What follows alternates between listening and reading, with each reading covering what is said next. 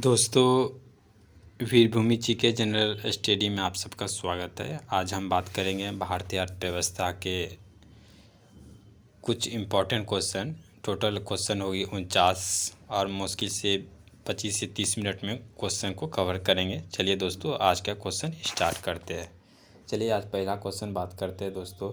भारतीय अर्थव्यवस्था जब भी पूछेगा भारतीय अर्थव्यवस्था कैसी है, इसका सही उत्तर होगा मिश्रित अर्थव्यवस्था। नेक्स्ट क्वेश्चन है दोस्तों 2 नंबर क्वेश्चन। 1 मिनट दोस्तों।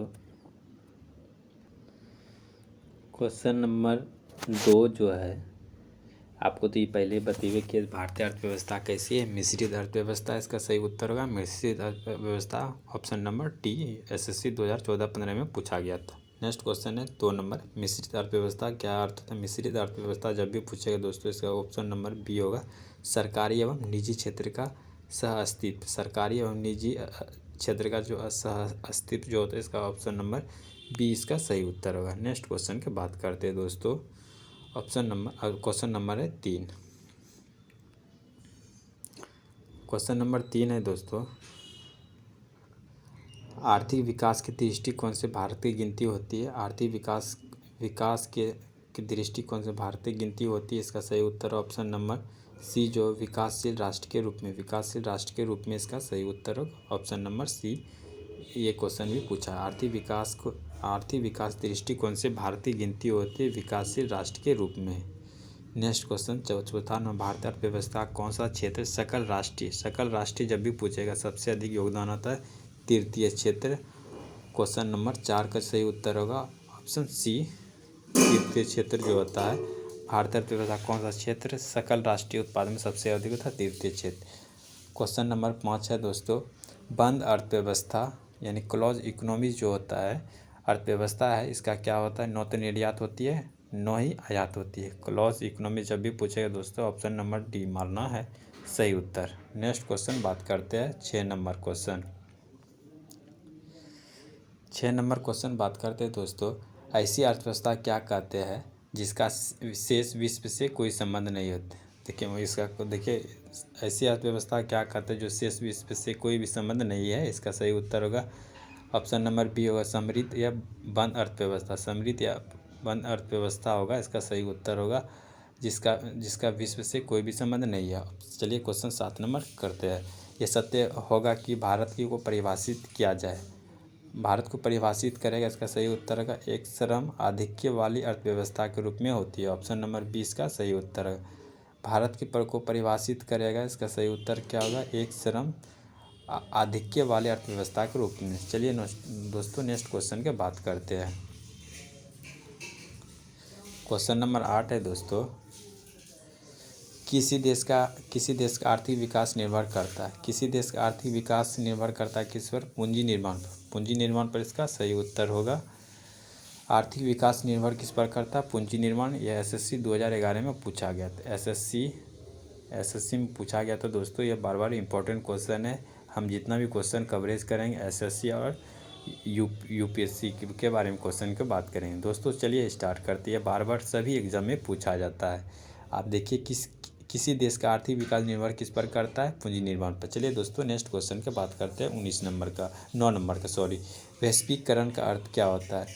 ग्लोबलाइजेशन का अर्थ क्या होता है? वैश्वीकरण जब भी पूछेगा दोस्तों, इसका सही उत्तर मारना ऑप्शन नंबर सी, घरेलू अर्थव्यवस्था का वैश्विक अर्थव्यवस्था के साथ एकीकरण। घरेलू अर्थव्यवस्था का वैश्विक अर्थव्यवस्था के साथ एकीकरण एसएससी 2011 में क्वेश्चन पूछा गया था। नेक्स्ट क्वेश्चन की बात करते हैं दोस्तों। 10 नंबर क्वेश्चन है दोस्तों, वैश्वीकरण की प्रक्रिया से अभिप्राय है। इसका सही होगा अंतर्राष्ट्रीय व्यापार में बाधाओं को समाप्त करना। अंतर्राष्ट्रीय व्यापार में बाधाओं को समाप्त करना इसका सही उत्तर होगा। अंतर्राष्ट्रीय वैश्वीकरण जब भी पूछे, इसका प्रक्रिया का अभिप्राय क्या? अंतर्राष्ट्रीय व्यापार में बाधाओं को समाप्त करना। अंतर्राष्ट्रीय व्यापार में क्या होगा? किसी भी प्रकार का बाधा आता है उसको दूर कौन करता है? वैश्वीकरण यानी ग्लोबलाइजेशन। इसका सही उत्तर होगा बी, ऑप्शन नंबर बी इसका सही उत्तर होगा। नेक्स्ट 11 नंबर क्वेश्चन बात करते हैं, भारतीय अर्थव्यवस्था के वैश्वीकरण का अर्थ क्या हो? भारतीय अर्थव्यवस्था जब भी पूछेगा दोस्तों, इसका सही उत्तर मानना है ऑप्शन नंबर सी, दूसरे देशों के साथ आर्थिक संबंधों पर लगे प्रतिबंधों को यथासंभव कम करना। यथासंभव कम करना कौन करता है? भारतीय अर्थव्यवस्था। वैश्वीकरण का अर्थ क्या होता है? दूसरे देशों के साथ आर्थिक संबंधों पर लगे प्रतिबंध को यथासंभव कम करना है। ऑप्शन नंबर सी इसका सही उत्तर है। भारत का अर्थव्यवस्था वैश्वीकरण जब भी पूछेगा दूसरे देशों के साथ जो आर्थिक संबंध लगे होते हैं उससे प्रतिबंध को यथासंभव कम कर देता है। तो दूसरे देशों के साथ अगर जो प्रतिबंध है उसको कम कर देता है। भारतीय अर्थव्यवस्था वैश्वीकरण का यही अर्थ होता है। चलिए दोस्तों नेक्स्ट क्वेश्चन के बात करते हैं 12 नंबर का। 12 नंबर क्वेश्चन है दोस्तों, भारत की कुल श्रम शक्ति लगभग कितना भाग कृषि पर लगा हुआ है? श्रम शक्ति जब भी पूछेगा भारत की कुल 54% लगा। ऑप्शन नंबर सी इसका सही उत्तर। कुल श्रम शक्ति लगभग कितना भाग कृषि में लगा हुआ? श्रम शक्ति जो है कृषि कितना भाग लगा? 54% इसका सही उत्तर होगा। चलिए दोस्तों नेक्स्ट क्वेश्चन की बात करते हैं। 12 नंबर हो गया क्वेश्चन। अब बात करते हैं 13 नंबर से। दोस्तों नेक्स्ट क्वेश्चन की बात करते हैं 13 नंबर का। 13 नंबर इसका सही, भारत में अधिकतर बेरोजगारी कैसा होता है? संरचनात्मक। इसका सही सबको ही पता होगा। भारत की बेरोजगारी जब भी बात करेगा ऑप्शन नंबर डी जो है संरचनात्मक, जिसका सही उत्तर मारना है संरचनात्मक।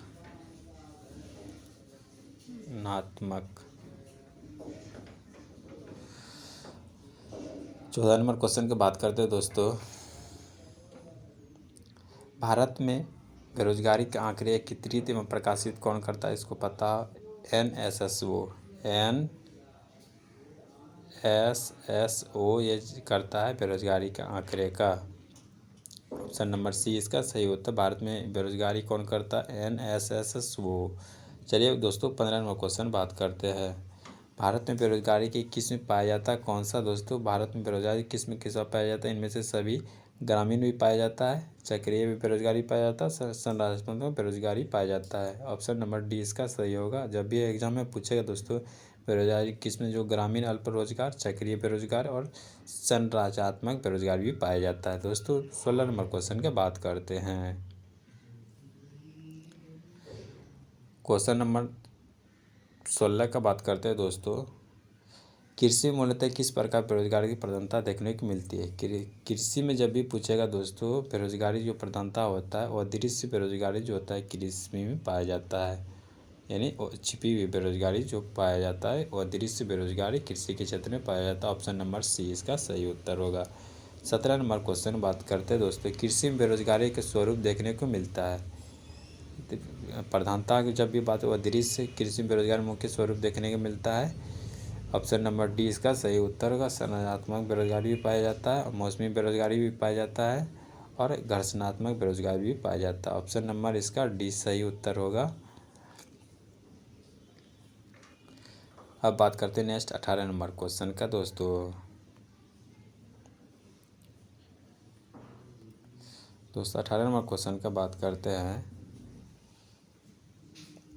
परिछन बेरोजगारी का अर्थ क्या होता है? परिछन बेरोजगारी जब भी पूछेगा दोस्तों इसका सही उत्तर होगा डी, आवश्यक से अधिक लोगों को कार्यरत करना। इसका हम पहले भी बताया था, अगर पाँच लोग जहाँ काम करता है वहाँ अगर 7 लोग को काम कराता है, इसका यही कारण होता है कि संख्या के अनुसार अधिक काम किया जाता है, उसको हम परिछन बेरोजगारी कहते हैं। परिछन बेरोजगारी कहते हैं। आवश्यक से अधिक लोगों कार्यरत को होना ही परिछन बेरोजगारी कहलाता है। ऑप्शन नंबर डी इसका सही उत्तर होगा। नेक्स्ट क्वेश्चन बात करते हैं 19 नंबर का। भारत में ग्रामीण क्षेत्रों में कौन सा बेरोजगारी सबसे अधिक बेरोजगारी सबसे अधिक ग्रामीण क्षेत्रों में कौन सा पाया जाता है? उपयुक्त में से सभी मौसमी बेरोजगारी भी पाया जाता है और अदृश्य बेरोजगारी भी पाया जाता है। ऑप्शन नंबर डी इसका सही होगा। और दृश्य बेरोजगारी भी पाया तो उपयुक्त में सही इसका सही उत्तर होगा दोनों। चलिए दोस्तों 20 नंबर क्वेश्चन का बात करते हैं।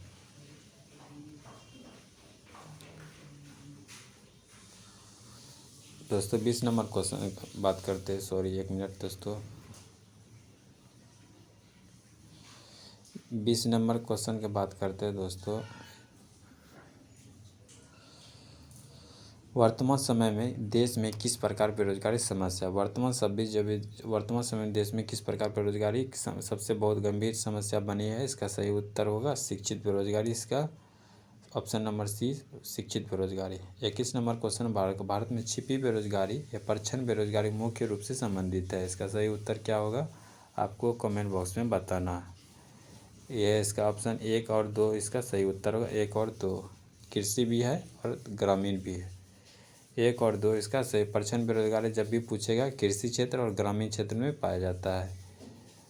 ऑप्शन नंबर डी इसका सही उत्तर होगा। नेक्स्ट क्वेश्चन की बात करते हैं 22 नंबर का।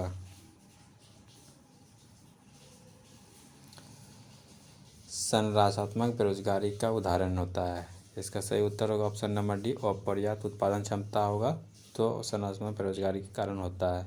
23 नंबर क्वेश्चन बात करते हैं शहरी क्षेत्रों में आमतौर पर किस प्रकार बेरोजगारी दिखाई देता है। शिक्षित बेरोजगारी सबको ही पता होगा। ये क्वेश्चन SSC 2017 में पूछा गया। शिक्षित बेरोजगारी शहरी क्षेत्रों में सबसे अधिक पाया जाता है।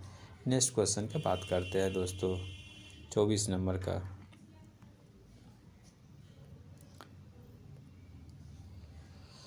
% बेरोजगारी का अर्थ होता है। % बेरोजगारी अर्थ क्या होता है दोस्तों। सामान्यतः श्रम की सीमांत उत्पादन शून्य होता है। श्रम की सीमांत उत्पादन शून्य हो जाता है उसको हम कहते हैं % बेरोजगारी कहते हैं। यह SSC 2017 में पूछा गया था।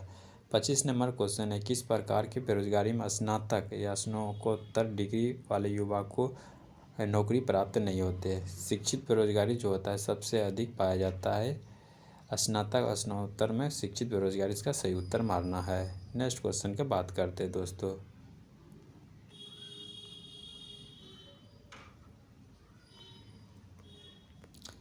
यहाँ तो क्वेश्चन हो गया दोस्तों। अब नेक्स्ट क्वेश्चन की बात करते हैं 26 नंबर क्वेश्चन की बात करते हैं दोस्तों। बेरोजगारी तब होती है जब लोगों को वर्ष के कुछ महीने के दौरान रोजगार नहीं मिलते। बेरोजगारी तभी होता है जब वर्ष के कुछ महीने में रोजगार नहीं मिलता। वो कौन सा होता है मौसमी। जैसे किसान सबका देखिए जब फसल लगाता है तब तक रोजगार रहता है। जब फसल कट जाती है वो हो जाता है मौसमी बेरोजगारी। इसका सही उत्तर होगा ऑप्शन नंबर सी। बेरोजगारी जब भी पूछेगा दोस्तों मौसमी बेरोजगारी कुछ महीने के लिए रोजगार नहीं मिलता है। एक किसान के एक उदाहरण बताए। 27 नंबर क्वेश्चन है % बेरोजगारी। % बेरोजगारी को किस नाम से जाना जाता है। % बेरोजगारी जब भी पूछेगा दोस्तों इसका सही उत्तर मानना है अल्प बेरोजगार जो होगा % बेरोजगारी का एक अन्य नाम से जाना जाता है। 28 नंबर क्वेश्चन है % बेरोजगारी को निम्न में से किसकी एक विशेषता है। % बेरोजगारी जब भी पूछेगा वो कृषि मारना है। सही उत्तर होगा कृषि। नेक्स्ट क्वेश्चन की बात करते हैं 29 नंबर का। 29 नंबर का क्वेश्चन वर्ष के अधिकांश हिस्सों में बेरोजगार रहने वाले व्यक्तियों की संख्या को क्या कहा जाता है। सामान्य स्थिति बेरोजगार। वर्ष के अधिकांश हिस्से में जो बेरोजगार रहता है व्यक्ति उसको हम क्या कहते हैं सामान्य स्थिति। ऑप्शन नंबर ए इसका सही होगा। सामान्य स्थिति बेरोजगारी इसका सही उत्तर होगा। वर्ष के अधिकांश हिस्से में बेरोजगार रहने वाले व्यक्तियों की संख्या क्या कहते हैं सामान्य स्थिति बेरोजगार।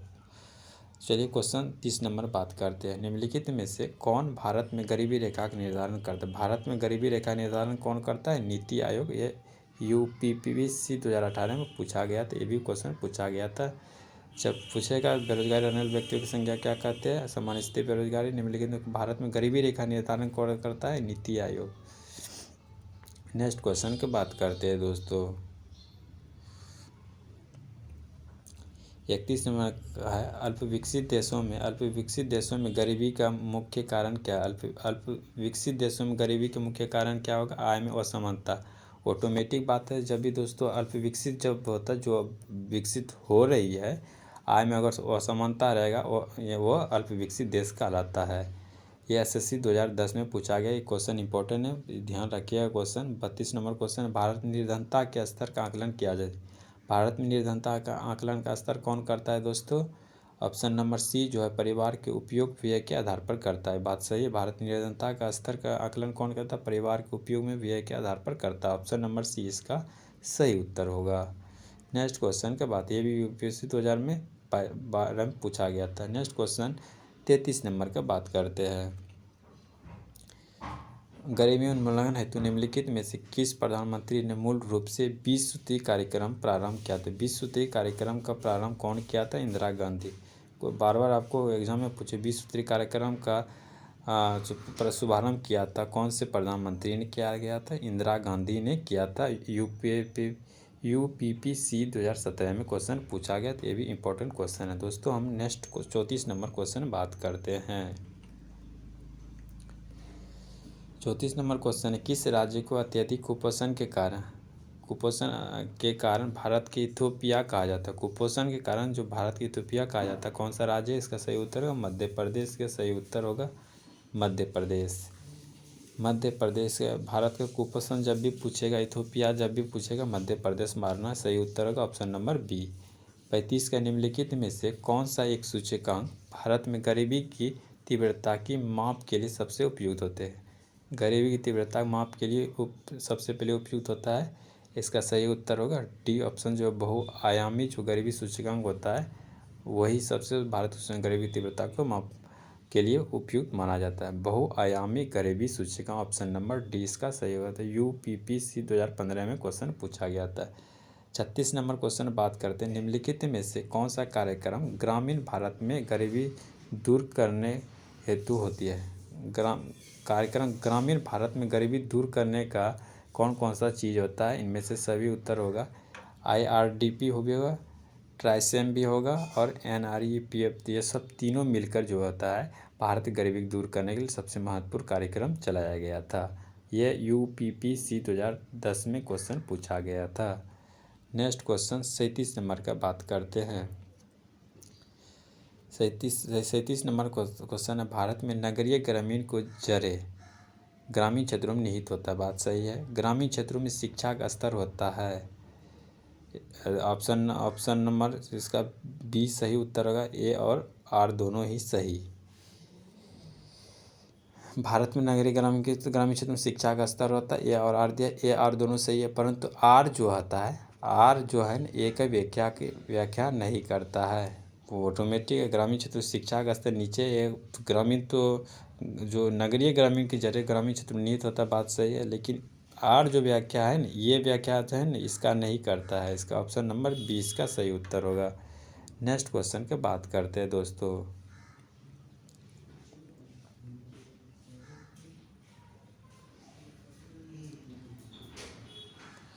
ऑप्शन नंबर 38 है दोस्तों। बहुआयामी निर्धनता सूचकांक निम्नलिखित में सम्मिलित होता है। इसका सही उत्तर ऑप्शन नंबर डी 1, 2, 3। स्वास्थ्य, शिक्षा और जीवन स्तर, ये तीनों ही बहुआयामी निर्धनता सूचकांक सम्मिलित होता है। 39 नंबर क्वेश्चन की बात करते हैं दोस्तों।